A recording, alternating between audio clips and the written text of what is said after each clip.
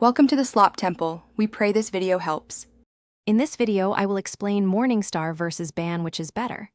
Choose a clear goal.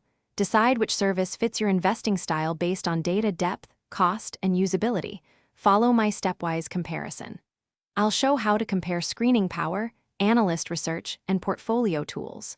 Take notes on features that matter to you. Pause the video to compare apps yourself and use the checklist I provide to reach a confident decision. Let's walk through performance metrics that matter when comparing Morningstar and Ban. Focus on returns, volatility, and downside protection using consistent timeframes and benchmarks.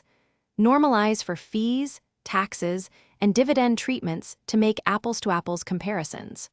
Watch for survivorship bias and sample sizes in small categories. I'll point out quick visual cues and numbers to prioritize so you can judge which platform surfaces meaningful performance insights faster for your needs.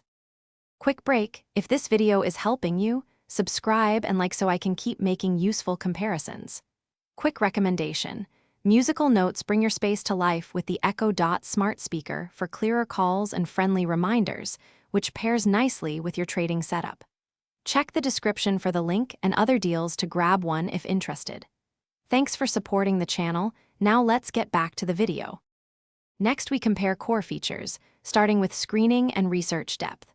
Morningstar typically provides analyst notes, star ratings, and comprehensive fund data, while Ban emphasizes fast screening and modern alerts.